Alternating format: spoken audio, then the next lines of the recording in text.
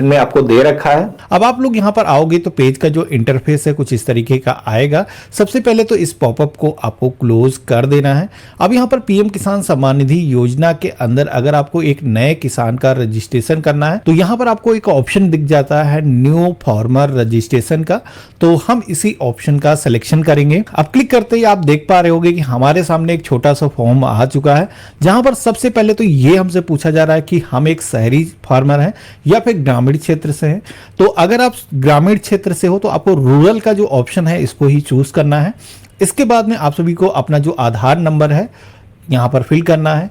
Mobile number जो कि आपके आधार कार्ड से रजिस्टर्ड है यहाँ पर आपको सेम फिल करना है। अगर आप चाहो तो यहाँ पर कोई दूसरा मोबाइल नंबर भी इंटर कर सकते हो, लेकिन मैं रिकमेंड करूंगा कि दोनों अगर सेम ही हो तो सबसे अच्छा रहता है। इसके बाद में आप सभी को अपनी जो स्टेट है यहाँ पर सेलेक्ट करना है और यहाँ पर आप सभी को जो कैप्चा कोड दिखाया जाता है ये कैपिटल स्मॉल जैसा भी है सेम वैसे ही यहाँ पर आपको इंटर कर लेना है और गेट ओटीपी के ऑप्शन पे आपको क्लिक करना है। अब इतना करते ही आपने जो भी मोबाइल नंबर यहाँ पर दर्ज किया होगा उस मोबाइल को वेरीफाई करने के लिए एक वन टाइम पासवर्ड आपके मोबाइल फोन पर सेंड किया गया होगा, जिसको आपको यहाँ पर फिल करना है और ये कैप्चा जैसा आता है सेम वैसे यहाँ पर एंटर करके आपको सबमिट की टैब पे क्लिक कर देना है। अब जैसे हमने सबमिट ऑप्शन पे क्लिक किया है तो आप अगेन देखोगे कि एक ओटीपी का ऑप्शन हमारे सामने हाईलाइट हो रहा है। अब आप यहाँ पर सोच रहे होगे कि 2 बार ओटीपी क्यों, तो यहाँ पर पहला जो ओटीपी हमने यहाँ पर फिल किया है वो हमने अभी जो मोबाइल नंबर पीएम किसान सम्मान निधि योजना के अंदर लिंक करने के लिए दर्ज किया उसके लिए हमें भेजा गया था। दूसरा है आधार से हमारी जो इंफॉर्मेशन है उसको फेच करने के लिए। तो यहाँ पर आपके आधार कार्ड से जो भी मोबाइल नंबर लिंक है उस पे आपको एक ओटीपी रिसीव होगा, वो ओटीपी आपको यहाँ पर फिल करना है। इसके बाद में वेरीफाई आधार ओटीपी की टैब पे आपको क्लिक करना है। अब जैसे हमने इतना किया है तो आप यहाँ पर देख पा रहे होगे कि हमारे आधार कार्ड से हमारा नेम हो गया, इसी के साथ में हमारा जो एड्रेस है वो सारी डिटेल आप देखोगे कि यहाँ पर ऑटोमेटिक फेच हो चुकी है। अब यहाँ पर हमें क्या करना है, जो भी इंफॉर्मेशन ब्लैंक्स हैं जिनमें पहले से इंफॉर्मेशन दर्ज नहीं है वो इंफॉर्मेशन हमें मैनुअली इंटर करना है। सबसे पहले तो डिस्ट्रिक्ट की टैब पे आना है, यहाँ पर अपना डिस्ट्रिक्ट चूज करना है, सब डिस्ट्रिक्ट यानी कि तहसील सेलेक्ट कर लेना है।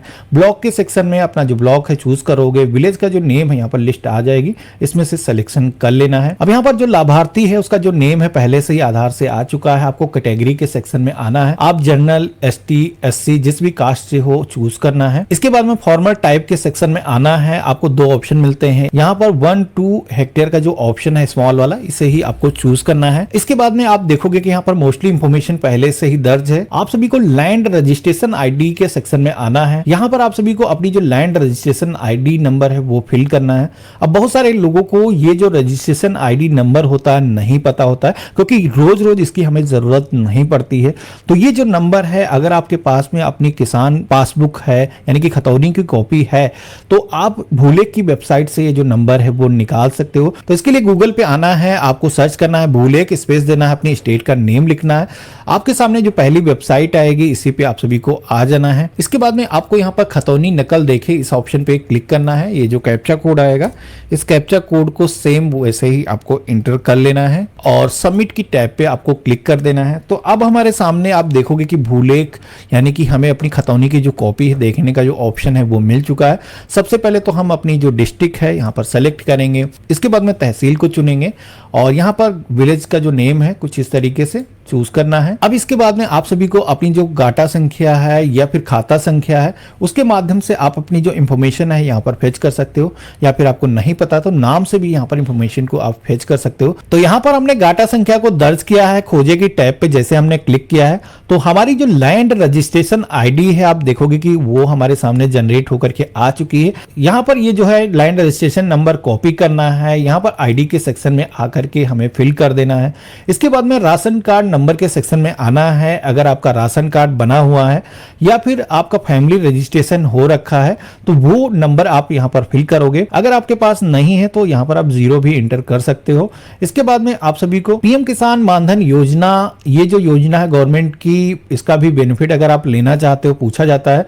तो अगर आप यहाँ पर यस के ऑप्शन पे क्लिक करोगे तो ये जो योजना है, इस योजना का भी बेनिफिट आप यहीं से अप्लाई कर सकते हो, लेकिन इस योजना के अंदर आप सभी को कुछ अपनी जेब से भी पैसे कंट्रीब्यूशन करने की जरूरत होती है।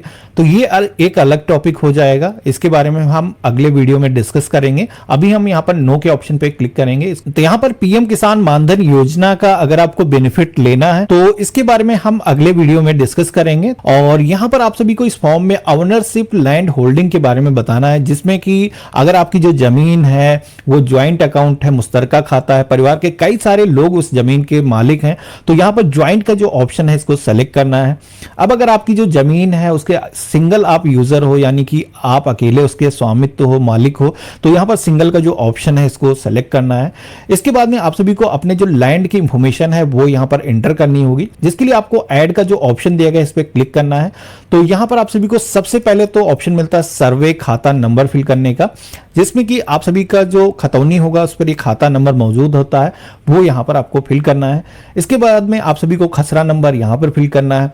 आप सभी का जो एरिया है जमीन का, जो हेक्टेयर्स में खतौनी पे मौजूद होता है वैसे ही हेक्टेयर्स में आपको दर्ज करना है। इसके बाद में नीचे की तरफ कुछ ऑप्शन आपको दिए गए हैं, जिसमें कि यहाँ पर कुछ डेट दिखाई गई हैं, जिसमें कि आपको बताना है कि ये जो जमीन है जिसकी डिटेल आप यहाँ पर फिल कर रहे हो, इस जमीन के मालिक आप कब से हो, यहाँ पर जो डेट दिखाई गई इससे पहले से हो या फिर आफ्टर इसके बाद से हो। तो जो भी आपके एक सिनारियो में लागू होता है उसके हिसाब से आपको यहाँ पर चूज करना है। इसके बाद में लैंड ट्रांसफर डिटेल के सेक्शन में आना है। यहाँ पर आपको बताना है कि ये जो जमीन है आपके नाम से कैसे आई है, जैसे कि आपकी जो जमीन है वो फादर की डेथ हुई है उसके बाद में आपके नेम से ट्रांसफर हुई है, या फिर कोई महिला है उसके हस्बैंड की डेथ होने के बाद में उसके महिला के नेम से आई है। इसी के साथ में कोई जमीन आपने परचेस की है या फिर गिफ्ट में मिली है या फिर विरासत में मिली है, तो यहाँ पर ऑप्शन आपको दिए गए हैं जिसमें से आपको चूज करना है। इसके बाद में लैंड वेस्टिंग डेट के सेक्शन में आना है। यहाँ पर आपको बताना है कि ये जो जमीन है एग्जैक्टली कब आपके नाम से आई है, कब से इस जमीन को आप जोत रहे हो। तो यहाँ पर आपकी ये जो डिटेल है खतौनी पर मिल जाएगी, नहीं पता तो आप अप्रोक्सीमेटली अपने हिसाब से आप यहाँ पर दर्ज कर सकते हो। इसके बाद में पट्टा नंबर आरएफए नंबर के सेक्शन में नो के टैब पे आपको क्लिक करना है और देन आपको ऐड का जो ऑप्शन दिया गया है यहाँ पर इस ऑप्शन पे क्लिक कर देना है। अब जैसे हमने इतना किया है तो आप यहाँ पर देखोगे कि हमने लैंड की जितनी भी इंफॉर्मेशन दर्ज की थी वो यहाँ पर अब आ चुकी हैं। इसी के साथ में अगर आपका ये जो जमीन आपने इंफॉर्मेशन दर्ज की है इसके अलावा भी कोई दूसरी जमीन है जिसको भी आपको यहाँ पर दर्ज करना है, तो यहाँ पर इसी तरीके से सेकंड फॉर्म जो आया है इसके अंदर इंफॉर्मेशन को आप दर्ज करोगे। इसके बाद में ऐड की टैब पे क्लिक करोगे तो ये जो इंफॉर्मेशन है आपकी ऐड हो जाएगी। इसके बाद में इस फॉर्म को सबमिट करने के लिए आप सभी से एक सपोर्टिंग डॉक्यूमेंट भी मांगा जाता है, जिसमें कि आपको अपनी खतौनी की कॉपी अपलोड करना होगा, जिसका जो साइज है मैक्सिमम 200 KB के बीच में होना चाहिए। अब अगर आपकी जो फाइल है वो आपने फोन से कैप्चर की है तो उसका जो साइज है काफी ज्यादा हो जाता है। तो इसका रिसाइज करने का जो टूल है मैंने वीडियो के डिस्क्रिप्शन में दे रखा है, जिसमें कि अगर फाइल का साइज ज्यादा है तो उस पे जाकर के आप कन्वर्ट कर सकते हो, अपलोड करोगे, वहां से जिस साइज की फाइल यहाँ पर चाहिए आप डाउनलोड कर पाओगे। तो यहाँ पर जैसे कि हमने खतौनी की कॉपी को यहाँ पर सेलेक्ट कर लिया है, इसके बाद में हम सेव की टैब पे क्लिक करेंगे।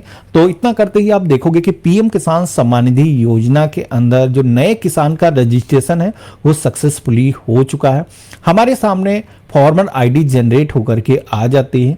तो यहाँ पर अगर आपके पास में प्रिंटर है तो प्रिंट कर लेना है, नहीं तो इसका जो स्क्रीनशॉट है लेकर के अपने पास में सुरक्षित करके रख लेना है। पीएम किसान सम्मान निधि योजना के अंदर अब एक नए बेनिफिशियरी का जो रजिस्ट्रेशन है वो सक्सेसफुली हो चुका है। इस योजना के अंदर गवर्नमेंट की तरफ से जो भी आपको बेनिफिट दिए जाते हैं, जैसे कि साल के 6,000 2-2 हज़ार रुपए की जो किस्तें दी जाती हैं, जैसे आपका अकाउंट अप्रूव होगा तो गवर्नमेंट की तरफ से नेक्स्ट इंस्टॉलमेंट जैसे ही अन्य लोगों को मिलना स्टार्ट होंगी आपको भी मिलना स्टार्ट हो जाएंगी। अब अगर आपने रजिस्ट्रेशन किया उसके बाद में आप सभी को ये देखना है कि भाई हमारी जो एप्लीकेशन है वो अप्रूव हुई है या नहीं हुई है, कोई प्रॉब्लम तो नहीं है। तो यहाँ पर आपको ऑप्शन दिया गया है स्टेटस ऑफ सेल्फ रजिस्ट्रेशन का, जिस टैब पे आप क्लिक करोगे तो यहाँ पर आप सभी से अपना जो आधार नंबर है वो मांगा जाएगा। जो कैप्चा कोड आपको दिखाया गया है इस कैप्चा कोड को सेम वैसे यहाँ पर एंटर करना है और